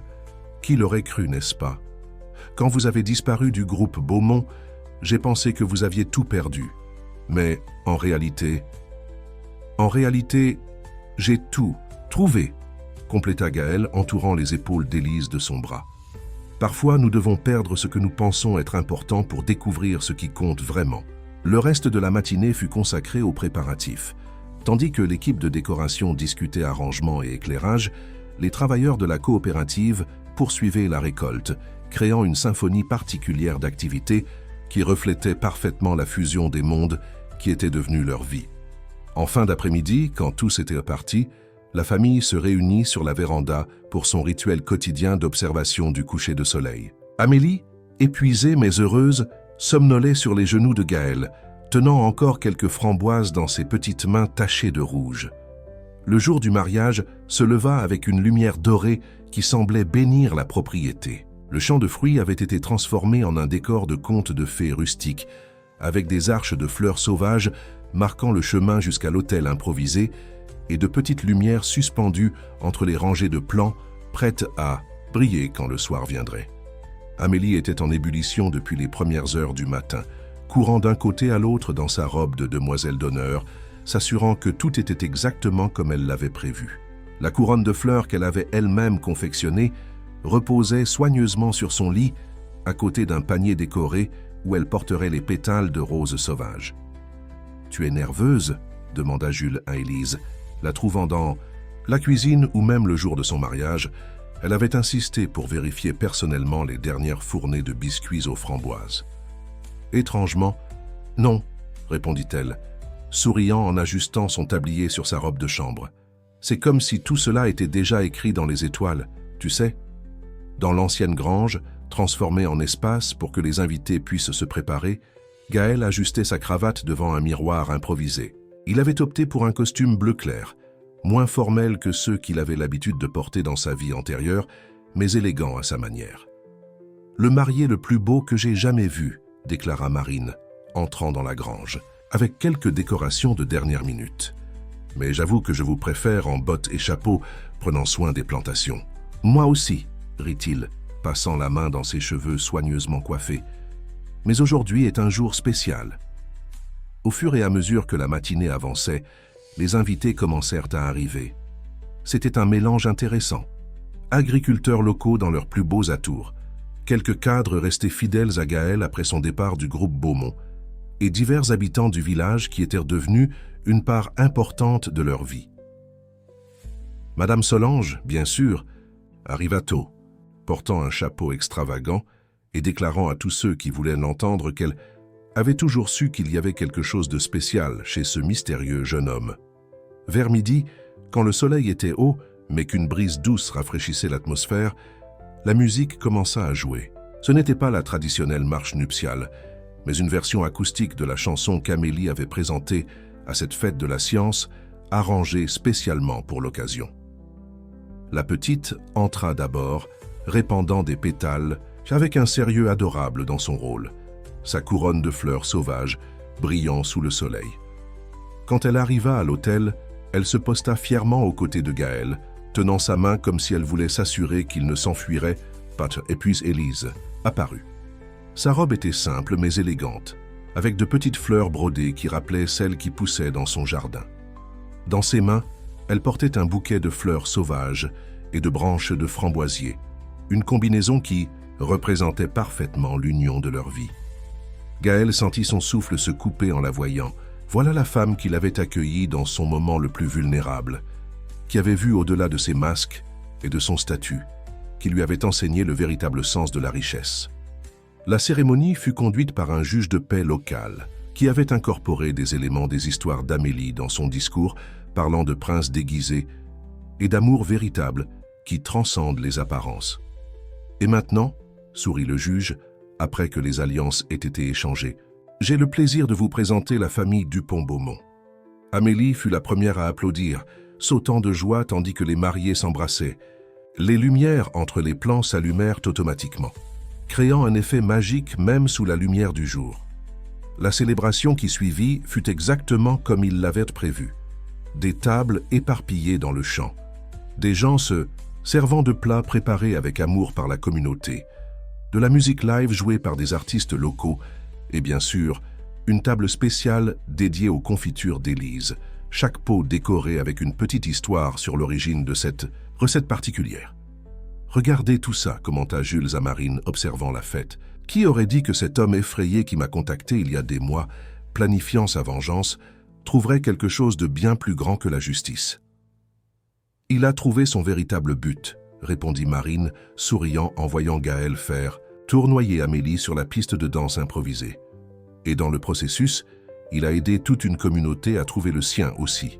Quand le soleil commença à se coucher, peignant le ciel de tons roses et dorés, les invités se rassemblèrent pour un moment spécial, le lancement des nouvelles confitures gourmets de la famille.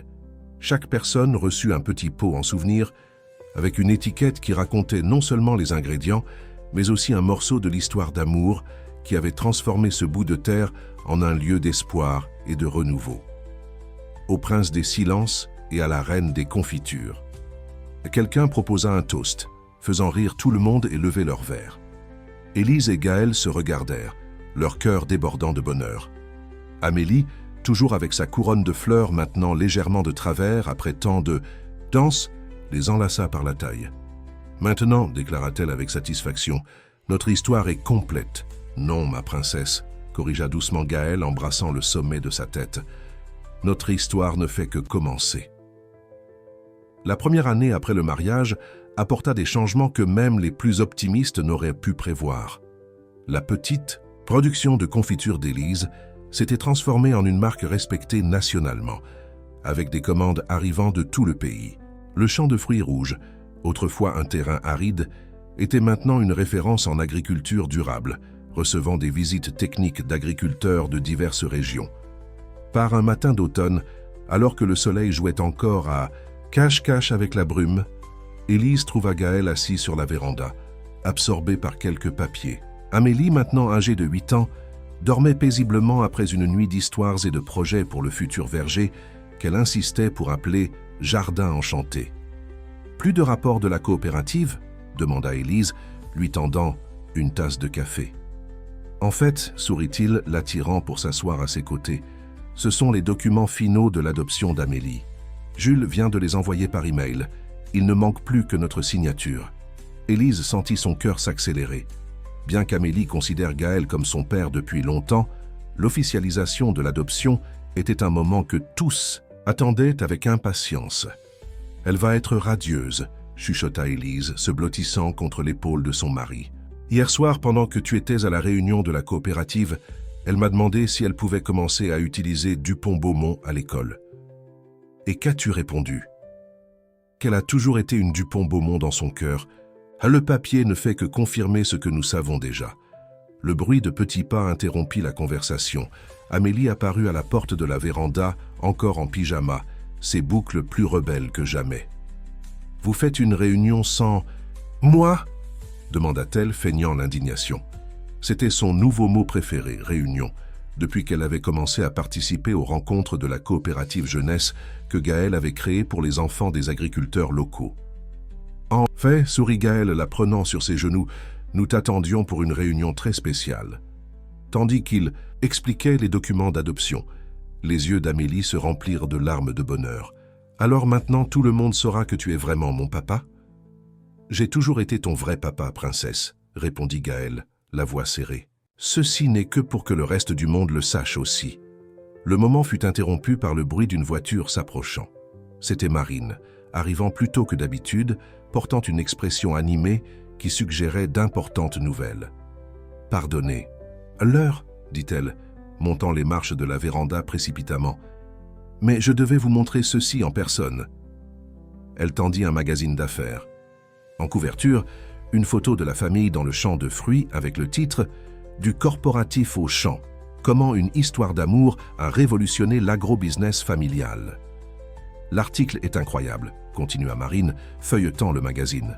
Il parle de comment votre projet inspire d'autres communautés à développer des coopératives similaires. Nous avons déjà reçu 5 invitations pour implémenter le modèle dans d'autres régions. Tonton Jules va devenir fou, s'exclama Amélie, prenant le magazine pour examiner les photos. Regarde, maman, ils ont mis la recette de ta confiture. Primée. C'était vrai. Le magazine avait consacré un encart spécial à l'histoire des confitures, depuis les premières recettes maison d'Élise jusqu'à l'actuelle ligne gourmet qui révolutionnait le marché des produits artisanaux. Et il y a plus, ajouta Marine sortant un autre document de son sac. L'université régionale veut établir un centre de recherche en agriculture durable ici. Ils ont été impressionnés par les résultats de notre système d'irrigation écologique. Gaël et Élise échangèrent des regards significatifs. Le projet qui avait commencé comme un moyen de donner une nouvelle vie aux champs improductifs se transformait en quelque chose de bien plus grand qu'eux. On pourrait faire une serre de recherche près du ruisseau, suggéra Amélie, déjà complètement impliquée dans l'idée. Et planter plus de types de fruits et faire plus de recettes de confiture et d'abord prendre le petit déjeuner, rit Élise, embrassant le sommet de la tête de sa fille. Ensuite, nous pourrons planifier la domination mondiale par les confitures gourmets. Le commentaire provoqua des rires chez tous, mais il y avait une vérité sous-jacente. Ce qu'ils avaient construit ensemble, pas seulement la famille, mais tout le projet, changeait réellement des vies. Cet après-midi-là, tandis qu'Amélie montrait fièrement le magazine à ses camarades de la coopérative jeunesse, Gaël et Élise marchaient dans le champ de fruits, inspectant les nouveaux bourgeons qui promettaient une récolte exceptionnelle. « Parfois, je me demande, dit doucement Élise, si tout cela serait arrivé si tu n'avais pas trébuché sur notre clôture cette nuit pluvieuse. » « Ce n'était pas qu'un trébuchement, » répondit Gaël, s'arrêtant pour cueillir une framboise parfaitement mûre. C'était le destin me guidant vers l'endroit où je devais être. Le soleil de l'après-midi baignait le champ d'une lumière dorée, faisant briller les fruits comme des joyaux parmi les feuilles. Au loin, il pouvait entendre les rires des enfants de la coopérative jeunesse, le son des travailleurs préparant la terre pour de nouvelles plantations, la vie pulsant dans chaque coin de cet endroit qui était devenu bien plus qu'une simple propriété rurale. La nouvelle de l'installation du centre de recherche agita toute la région. En quelques semaines, la petite propriété qui était autrefois connue seulement pour ses confitures artisanales se transforma en un pôle d'innovation agricole. Chercheurs, étudiants et agriculteurs de différentes parties du pays commencèrent à arriver, apportant avec eux de nouvelles idées et perspectives. Amélie, plus que tous, était fascinée par les changements. Son jardin enchanté avait maintenant un petit coin spécial dans le projet de recherche où elle pouvait mener ses propres expériences scientifiques sous la supervision bienveillante des chercheurs. « Papa, regarde ce que le docteur Laurent m'a appris !» s'exclama-t-elle un après-midi, courant à la rencontre de Gaël qui revenait d'une réunion avec de nouveaux partenaires. Dans ses mains, elle portait un petit microscope portable connecté à une tablette. On peut voir les cellules des plantes. C'est comme de la magie, mais scientifique. Gaël sourit, prenant sa fille dans ses bras, malgré ses protestations qu'elle était trop grande pour ça. Et qu'as-tu découvert d'autre aujourd'hui, scientifique? Que chaque type de fruit a des cellules différentes. Et le docteur Laurent a dit qu'on peut utiliser ça pour créer de nouvelles recettes de confiture encore meilleur. J'ai déjà dit à maman et elle m'a laissé aider au test. » Élise, qui observait la scène depuis la porte du laboratoire, improvisée, ne pouvait s'empêcher de s'émerveiller de comment leur vie avait changé.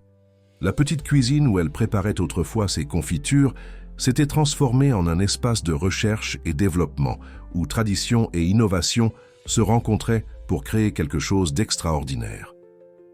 Madame Dupont-Beaumont, l'un des chercheurs l'appela, la ramenant au présent.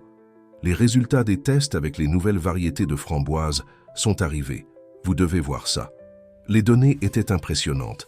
Les techniques de culture durables qu'ils avaient développées, combinées aux variétés traditionnelles qu'Élise avait toujours utilisées, produisaient des fruits aux propriétés nutritionnelles supérieures et au goût exceptionnel.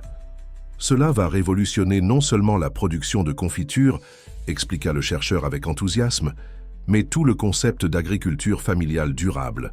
Ce soir-là, pendant le dîner, qui se déroulait maintenant à une table plus grande pour accommoder la famille élargie de chercheurs et collaborateurs qui se joignaient fréquemment à eux, Jules arriva avec d'autres nouvelles. Le projet a été sélectionné pour représenter la France dans un congrès international d'agriculture durable, annonça-t-il, contenant à peine son excitation. Ils veulent que vous présentiez le modèle de la coopérative et le programme de recherche international. Amélie écarquilla les yeux. Ça veut dire qu'on va voyager? Pas seulement ça, continua Jules, souriant à sa filleule, titre qu'il avait reçu officiellement après l'adoption. Ils veulent que tu présentes ton projet du jardin enchanté dans la section jeunesse du congrès. La nouvelle fut accueillie par des applaudissements et des félicitations. Marine, qui venait d'arriver avec quelques documents supplémentaires, se joignit à la célébration. Et il y a plus, ajouta-t-elle, ses yeux brillants. Je viens de recevoir la confirmation. L'université a approuvé la création d'un programme de bourse d'études pour les enfants d'agriculteurs de la coopérative. Le programme s'appellera Bourse Amélie Dupont-Beaumont. La petite faillit tomber de sa chaise d'émotion. Une bourse avec mon nom? Mais pourquoi? Parce que c'est toi, princesse, expliqua Gaël, sa voix chargée de fierté, qui nous a appris à voir la magie dans la science et la science dans la magie. Ton jardin enchanté a inspiré tout le projet de recherche. Élise observait la scène, le cœur débordant d'amour et de gratitude. De sa petite cuisine où elle luttait pour subvenir aux besoins de sa fille seule, avait émergé un projet qui transformait maintenant des vies et inspirait des rêves. Plus tard, quand la maison fut enfin silencieuse et qu'Amélie dormait en rêvant de microscopes et de jardins enchantés, Élise et Gaël s'assirent sur leur véranda favorite. Le champ de fruits, maintenant illuminé par des lumières douces qui marquaient les zones de recherche, semblait encore plus magique la nuit. « Tu sais ce qui est le plus incroyable ?» demanda Élise, entrelaçant ses doigts à ceux de son mari. « Qu'au final, ce ne sont pas les fruits ou les confitures qui ont fait tout cela, c'est l'amour. L'amour que tu as eu pour m'accueillir cette nuit-là, » acquiesça Gaël. « L'amour d'Amélie qui n'a jamais douté que je puisse être son père, l'amour que nous avons construit ensemble et qui a contaminé toute une communauté. » Le vent doux de la nuit apportait le parfum des fruits mûrs et des fleurs sauvages, mêlé maintenant à l'odeur caractéristique de laboratoire et de livres neufs. C'était une combinaison unique, tout comme la famille qu'ils avaient reconstruite et l'héritage qu'ils créaient. Demain commencent les inscriptions pour le premier cours technique en production artisanale durable, commenta Élise, consultant son agenda sur son téléphone. Nous avons déjà plus de 100 préinscrits. Et dire que tout a commencé avec une clôture cassée et un cœur perdu, sourit Gaël, embrassant doucement le front de son épouse. Non, corrigea-t-elle, ses yeux brillants à la lumière de la lune. Ça a commencé avec une petite fille qui croyait aux contes de fées modernes et une mère qui n'a jamais cessé de rêver, même quand la vie semblait le plus difficile. Le Congrès international d'agriculture durable à Genève était comble. Des centaines de spécialistes, agriculteurs et chercheurs du monde entier se réunissaient pour discuter de l'avenir de la production alimentaire. Mais ce matin-là en particulier, tous les regards étaient tournés vers une petite présentatrice de 9 ans qui parlait avec une aisance surprenante de son jardin enchanté. Et c'est ainsi que nous avons découvert que la magie de la science peut transformer un champ sec en un lieu plein de vie, concluait Amélie sa présentation, provoquant des sourires émus dans l'assistance. Parce que parfois nous devons regarder avec les yeux du cœur pour voir les possibilités que la science nous offre. Au premier rang, Élise tenait fermement la main de Gaël, tous deux débordant de fierté. Leur fille, qui jadis jouait à faire des couronnes de fleurs sauvages, était maintenant là, présentant à un public international les résultats de ses petites recherches scientifiques. Et maintenant, continua Amélie, ses yeux brillants d'excitation, je veux présenter le projet né de notre jardin enchanté, le programme d'éducation scientifique rurale qui aide déjà d'autres enfants à découvrir la magie de la science dans leur propre communauté. La présentation fut suivie d'une explosion d'applaudissements. Des chercheurs renommés s'approchèrent pour féliciter la petite scientifique, tandis que des photographes immortalisèrent le moment. Jules, assis à côté de la famille, essuyait discrètement une larme. « Elle est extraordinaire », commenta l'un des organisateurs de l'événement, s'approchant de Gaël et Élise. « Et le travail que vous avez développé est révolutionnaire. La combinaison de savoirs traditionnels avec la recherche scientifique, impliquant la communauté dès le début, c'est exactement le modèle que nous devons répliquer globalement. » L'après-midi fut consacré à la présentation principale du couple, où ils partagèrent l'histoire complète du projet, des premières confitures artisanales d'Élise jusqu'au réseau actuel de coopératives et au centre de recherche. Mais plus que des chiffres et des résultats, ils parlèrent de transformation personnelle et communautaire. Le véritable succès ne réside pas dans les chiffres ou les récompenses, expliqua Gaël à l'audience attentive. Il est dans l'éclat des yeux d'un enfant qui découvre qu'il peut être scientifique même en vivant à la campagne. Il est dans la dignité retrouvée de familles qui sont maintenant maîtresses de leur propre destin. Élise compléta. Il est dans la certitude que lorsque nous plantons l'amour, nous récoltons bien plus que des fruits. Nous récoltons l'espoir, la connaissance et un avenir meilleur pour les générations futures. À la fin de la présentation, ils furent entourés par des représentants de divers pays, tous intéressés par l'implémentation de modèles similaires dans leur région. Des propositions de partenariats internationaux, des invitations pour des consultations et des offres de financement pour l'expansion du projet surgissaient de toutes parts. « Maman, papa !» Amélie courut vers eux tenant une enveloppe dorée. « L'université de Cambridge veut que je fasse un cours d'été dans le programme jeunesse de sciences agricoles. Et ce n'est pas tout. » Jules s'approcha, portant plus de documents. « La Banque mondiale veut financer l'expansion du programme de bourse d'études pour d'autres pays en développement. » Marine, qui était restée en France pour coordonner les opérations, fit un appel vidéo pour partager d'autres nouvelles. La première promotion du cours technique s'était diplômée avec 100% de réussite. Et 3 des recettes de confiture développées au centre de recherche avaient reçu une certification internationale de qualité. Ce soir-là, dans leur chambre d'hôtel avec vue sur le lac Léman, la famille se réunit pour un moment intime de célébration. Amélie, portant encore le badge du congrès, feuilletait un album photo numérique que Marine avait préparé, montrant la transformation de la propriété au fil des ans. « Regarde, papa. » Elle pointa une ancienne photo. « C'est toi arrivant tout mouillé et effrayé à notre clôture. »« La meilleure chute de ma vie, » sourit Gaël, embrassant Élise. « Il a fallu tomber pour apprendre à voler. » « Et ici, » continua Amélie, parcourant les photos, « le jour où nous avons planté les premiers plants du jardin enchanté. Et regarde comme c'est maintenant. » La photo la plus récente montrait une vue aérienne de la propriété. Les champs verdoyants coupés par des chemins organisés, les serres de recherche brillant au soleil, le centre de formation rempli d'étudiants et, au centre de tout, le jardin enchanté d'Amélie, maintenant un espace éducatif où des enfants de tout le pays venaient apprendre la science et la nature. « Vous savez ce que je préfère dans cette histoire ?» demanda Amélie, se blottissant entre ses parents. « Qu'elle est meilleure que n'importe quel conte de fées parce qu'elle est réelle et elle continue de s'améliorer chaque jour. » Élise embrassa le front de sa fille, son cœur débordant, d'amour et de gratitude. « Et sais-tu pourquoi, mon amour ? Parce que cette histoire a été écrite avec un amour véritable, pas celui des contes de fées, mais l'amour réel, qui construit, qui transforme, qui nous fait grandir. Et qui parfois, compléta Gaël, a besoin d'une clôture cassée et d'un cœur perdu pour trouver son véritable chemin. » Par la fenêtre de l'hôtel, ils pouvaient voir les lumières de Genève reflétées dans le lac, créant un décor qui semblait sorti d'un rêve. Mais la véritable magie n'était pas dans la vue éblouissante ou dans les réussites du jour. Elle était là, dans cette étreinte familiale, dans l'amour qui avait transformé non seulement leur vie, mais toute une communauté. Le retour en France fut accueilli par une célébration qui réunit toute la communauté. Le champ de fruits, maintenant à l'apogée de sa production, avait été décoré de lumières et de fleurs, rappelant le jour du mariage de Gaël et Élise. Des banderoles de bienvenue écrites par les enfants de la coopérative jeunesse s'étendaient entre les arbres, et l'arôme des confitures fraîchement préparées emplissait « L'air bienvenue chez vous », cria la communauté à l'unisson lorsque la famille descendit de voiture. Madame Solange, bien sûr, était à la tête du groupe, son nouveau chapeau décoré de fruits artificiels se balançant tandis qu'elle se précipitait pour embrasser Amélie. « Notre scientifique international !» s'exclama-t-elle, pinçant les joues de la petite. « Maintenant, je peux vraiment dire que j'ai vu cette histoire depuis le début.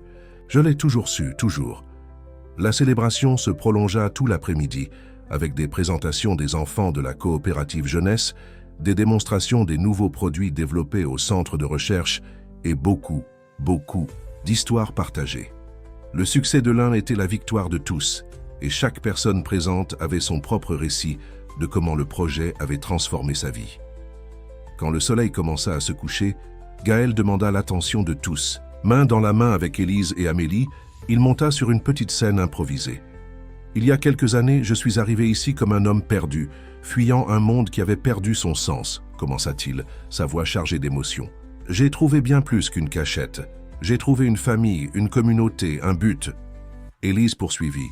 « Ce que nous avons construit ici ensemble est plus grand que n'importe quel rêve que j'aurais pu avoir quand j'ai commencé à faire mes premières confitures dans la cuisine. C'est la preuve que lorsque nous plantons l'amour et la confiance, la récolte est toujours abondante. » Et maintenant, Amélie prit la parole, surprenant tout le monde par son aisance, nous allons faire encore plus.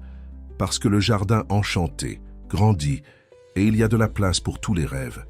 C'est alors que Jules et Marine montèrent sur scène, portant une grande maquette couverte. En retirant le tissu qui la couvrait, ils révélèrent le projet d'expansion qu'ils avaient gardé secret. Un complexe éducatif complet, avec des laboratoires, une bibliothèque, un auditorium et des logements pour des étudiants de tout le pays.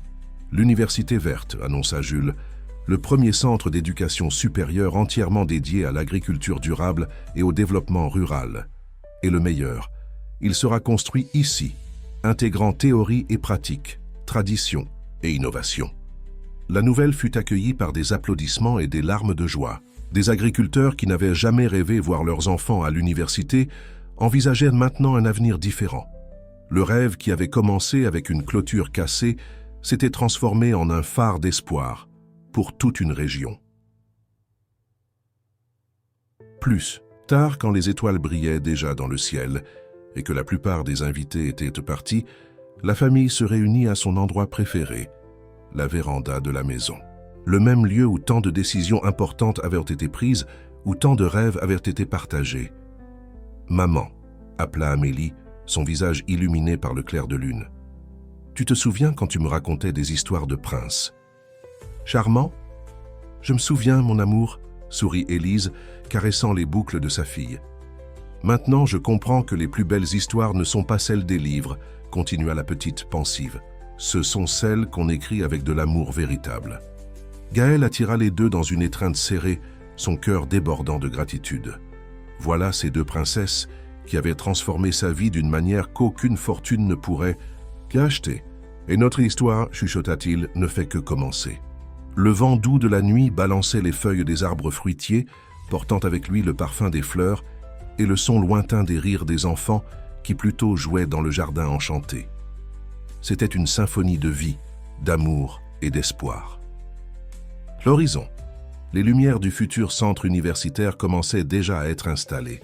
Point brillant qui promettait d'éclairer non seulement l'obscurité de la nuit, mais les chemins des générations futures.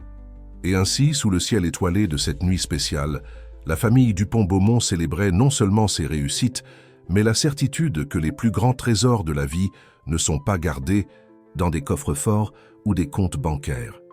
Ils poussent dans des champs fertiles d'amour, fleurissent dans des sourires sincères et se multiplient chaque fois que quelqu'un décide d'ouvrir son cœur pour accueillir un étranger par une nuit de tempête, car après tout, la véritable fin heureuse n'est pas